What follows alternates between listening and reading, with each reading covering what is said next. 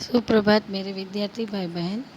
आज हम part B में क्या करेंगे, गद्यार्थ ग्रहण जो 4 अंक का है आपका, वह पढ़ेंगे, सीखेंगे। तो गद्यार्थ ग्रहण में प्रश्न पत्र में गद्यार्थ ग्रहण के बारे में एक प्रश्न रहता है। इसमें 8-10 पंक्तियों का अपठित परिच्छेद और उनके नीचे 4 प्रश्न दिए जाते हैं। परिच्छेद के आधार पर उन प्रश्नों के उत्तर अपने शब्दों में लिखने के लिए कहा जाता है। क्या कहते हैं, एक पेरेग्राफ आप्यो होय, આપણે એમાંથી જે નાનો એવો હોય 10 પંક્તિ 8-9 લીટીનો હોય, એમાંથી પ્રશ્ન હોય એના જવાબ લખવાના હોય તો કેવી રીતના લખવાનું? તો अपने शब्दों के लिए गद्यार्थ ग्रहण करते समय ध्यान रखने की योग्य बाबत। ठीक है, तो क्या कहते हैं, गद्यार्थ ग्रहण करते समय ध्यान रखने की योग्य बाबत में શું ધ્યાન રાખવાનું છે? તો કે સૌ પહેલાં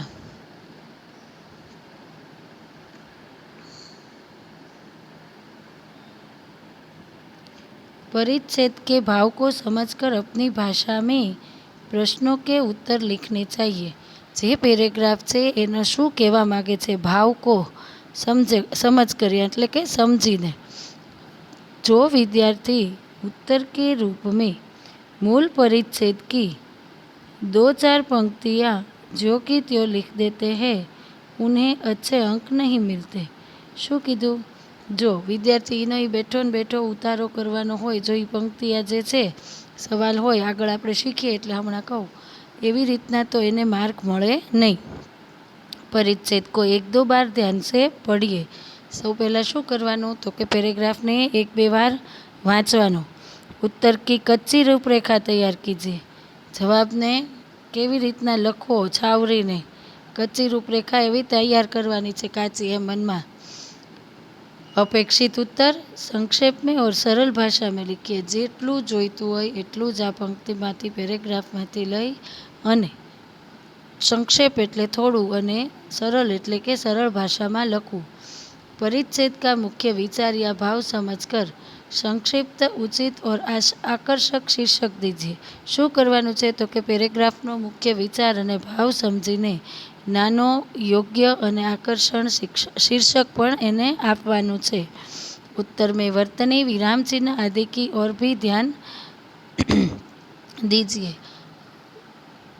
સૌ દરેક વખત મેં કીધેલું છે કે જે ભાષા આપણે ભણીએ ત્યારે રસોઈ દીર્ઘઈ કાનો માત્ર મીંડું છે, બધું જ ધ્યાન રાખવું જોઈએ। એ માટે તો રોજ મેં આપને હોમવર્ક પણ આપેલું છે, રોજ એક પેરેગ્રાફ જોઈ જોઈને બુકમાં લખવાનો છે। આપ સૌને ખ્યાલ હશે, એ આ માટે જ। હવે જો આગળ જોઈએ, आगे देखते हैं अपठित गद्यार्थ ग्रहण के नमूने। प्रश्न 1 તમને આ રીતે આપેલું હશે પેપરમાં। निम्नलिखित प्रत्यय परिच्छेद को पढ़कर उसके नीचे दिए गए प्रश्नों के उत्तर लिखिए। શું કે છે, આ જે પરિચ્છેદ છે એને વાંચીને નીચે દીધેલા પ્રશ્નોના જવાબ આપણે લખવાના છે। તો सबसे पहले मानव के व्यक्तित्व का निर्माण करने वाले विभिन्न तत्वों में चरित्र सबसे अधिक महत्व है। चरित्र का सबसे अधिक महत्व है।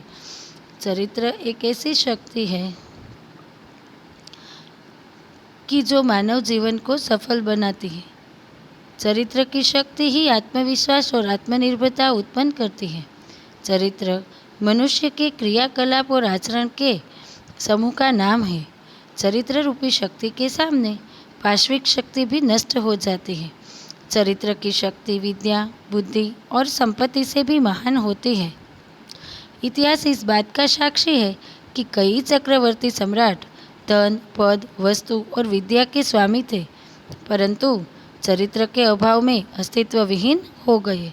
देखिए इसमें किसका महत्व बताया गया है। तो सबसे पहले हम देखें तो इसका जो है मूल प्रश्न આખા પેરેગ્રાફમાં ગુજરાતીમાં કહું તો શું છે? તો કે વ્યક્તિના ચરિત્રની વાત છે અને એને વધારે મહત્ત્વ દીધેલું છે। ચરિત્ર એવી શક્તિ છે જે માનવ જીવનને સફળ બનાવે છે। ચરિત્રની શક્તિમાં આત્મવિશ્વાસ અને આત્મનિર્ભરતા ઉત્પન્ન થાય છે। ચરિત્ર મનુષ્યને ક્રિયાકલ્પ અને આચરણ માટેના સમૂહનું એક નામ હોય છે, નામ છે. ચરિત્રરૂપી શક્તિની સામે પાશ્વિક એટલે કે કોઈ પણ અનિષ્ટ શક્તિ પણ નષ્ટ થઈ જાય છે. ચરિત્ર જ વિદ્યા, શક્તિ, બુદ્ધિ અને સંપત્તિથી મહાન હોય છે. ઇતિહાસ આ વાતનો સાક્ષી છે કે કેટલાય ચક્રવર્તી રાજા ધનપદ, વસ્તુ અને વિદ્યાના સ્વામી હતા, પરંતુ ચરિત્રવિહીન થઈ ગયા એટલે એ अस्तित्वविहीन થઈ ગયા. कैरेक्टर, चरित्र એટલે कैरेक्टर, बराबर છે. अब सबसे पहला प्रश्न हम देखते हैं, चरित्र किसे कहते हैं. दूसरा प्रश्न है, चरित्र का क्या महत्व है. तीसरा प्रश्न है, पाशविक शक्ति के सामने किसके सामने नहीं टिक पाती. चौथा प्रश्न है, इस परिच्छेद के लिए एक उचित शीर्षक दीजिए. तो सबसे पहले हम पहले प्रश्न का उत्तर कैसे लिखेंगे. तो यह है, चरित्र किसे कहते हैं. तो हम यहाँ लिखेंगे कि मनुष्य के आचरण तथा व्यवहार को, इसमें बताया है, ठीक है.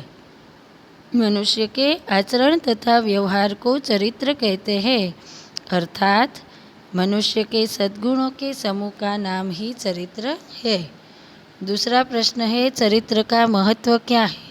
तो हम जवाब में लिखेंगे, चरित्र व्यक्तित्व का निर्माण करने वाला एक ऐसा तत्व है जिससे मनुष्य का जीवन सफल बनता है. अतः चरित्र का सबसे अधिक महत्व है.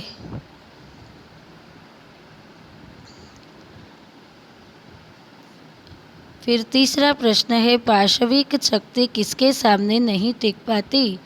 तो चरित्र, उसका जवाब रहेगा, चरित्र की शक्ति में अद्भुत प्रभाव होता है.